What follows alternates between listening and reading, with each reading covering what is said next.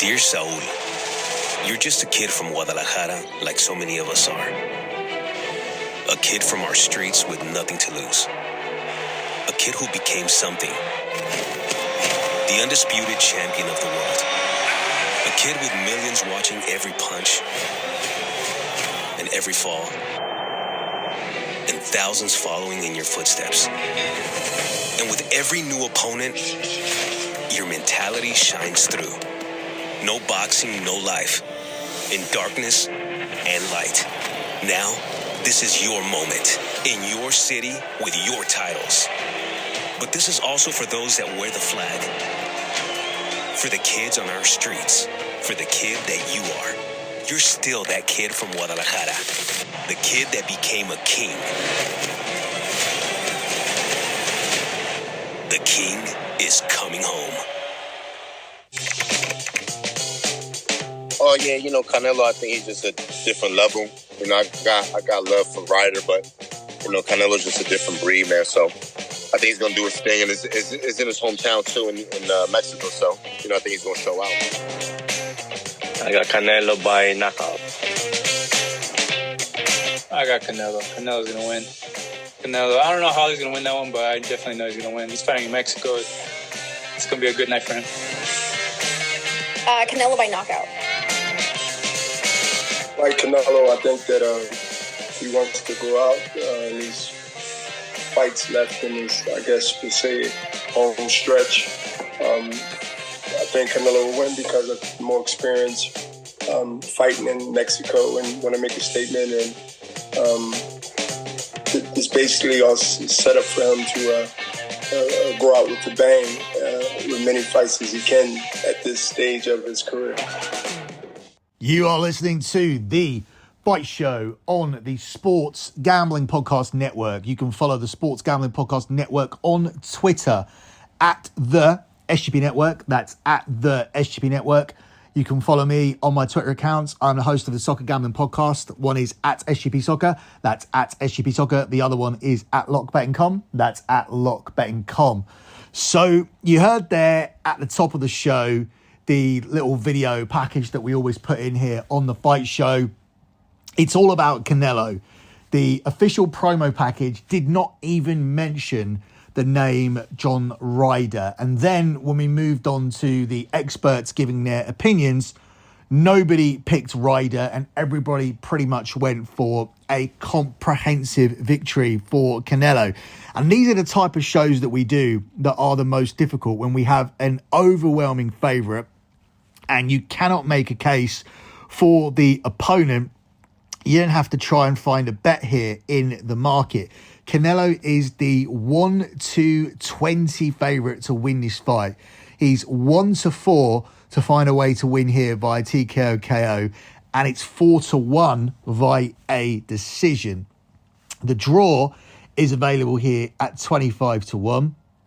John Ryder is the 8-1 underdog.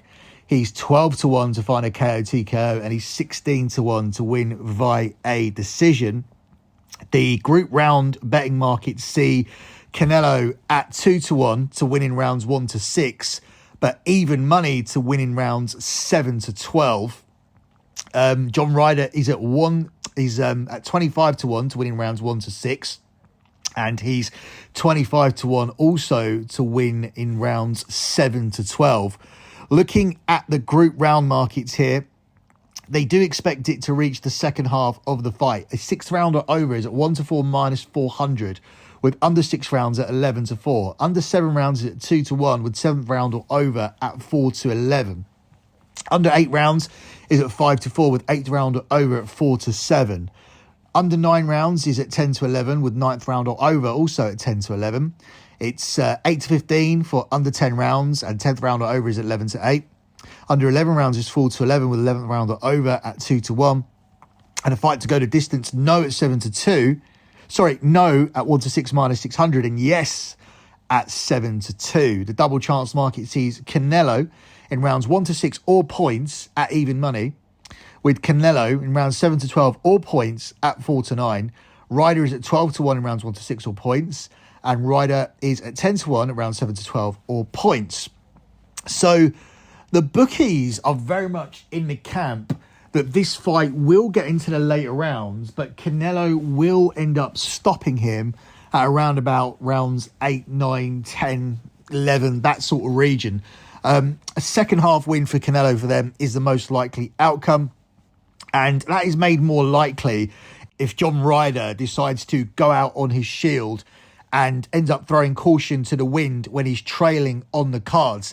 However, if he goes down the route where he sees it as an achievement being in there with Canelo and sees it as an even bigger achievement, taking Canelo to the scorecards, basically not coming to win, just coming to survive and having a respectable result on his record, which would be a points loss to Canelo, then we could see a very tight and cagey and boring fight, which may force Canelo to force it in front of his home supporters. So this could go one of two ways, really, for me. I don't think Ryder will survive. I think that even if he tries to hang around with a fighter who's this much better than him, that Canelo will do enough significant damage for the referee to decide to stop the fight. You can have a defensive game plan. Everybody can have a plan until they're punched in the mouth, as Mike Tyson said. So if he does come in with a defensive game plan, there's no guarantee that it will actually work and that he won't take enough significant damage for the referee to call it a stoppage late on.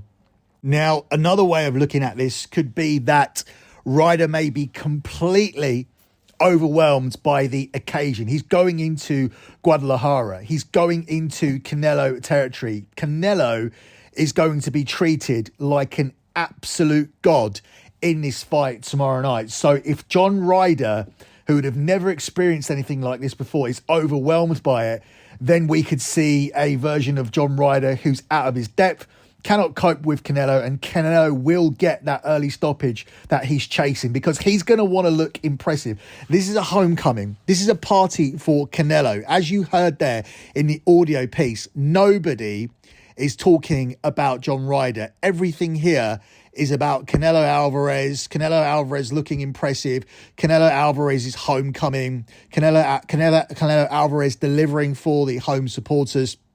I don't really see any route to victory here for John Ryder. I expect there to be plenty of energy here at the Estadio Akron.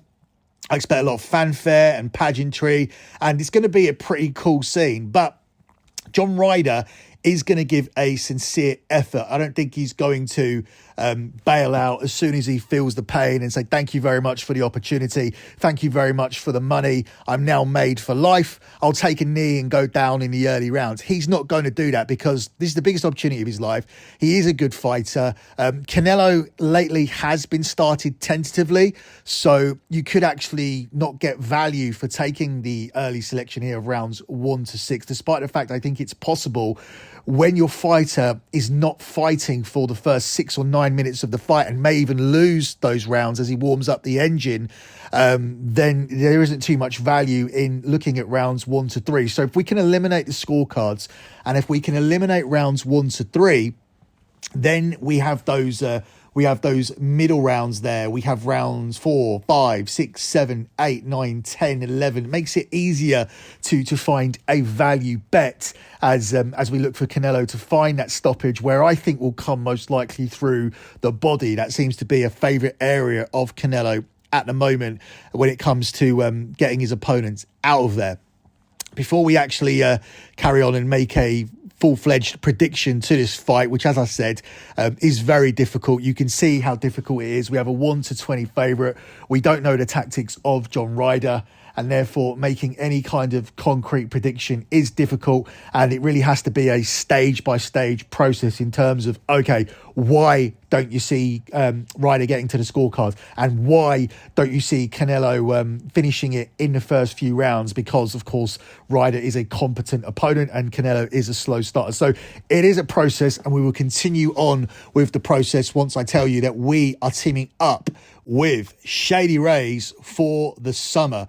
Shady Rays teaming up with SGPN means not only do you get an amazing 50% off, but you also have a chance to win $500.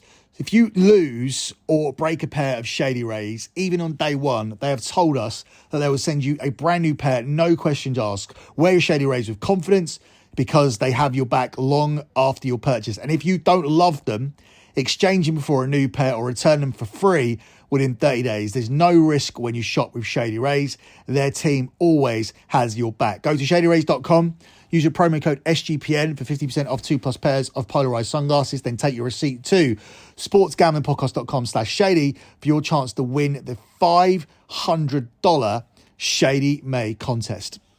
So getting back to looking at this fight, as I said, it is a case of just eliminating things that you don't think are going to happen. And that doesn't mean that they won't. It's just my opinion as someone who's covered fights here successfully on the Fight Show.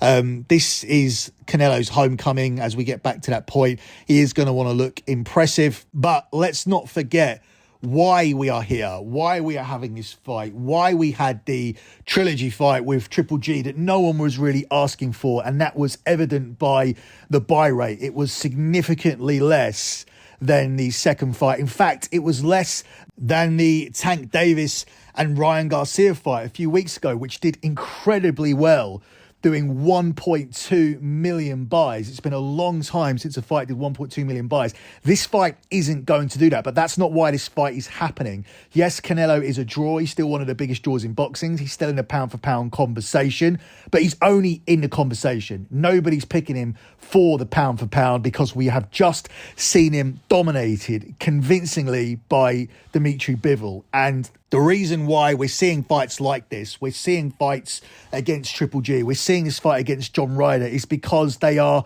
confidence boosting, reputation salvaging fights for Canelo. And that's not to say that his reputation is in tatters. By no means is his reputation in tatters. He's one of the greatest of all time, but he stepped up too far, and we saw him not only lose to Bivol, but lose convincingly. And now he wants to have that rematch. There is talk about Canelo possibly being injured or that he was injured for that fight against Dimitri Bivol.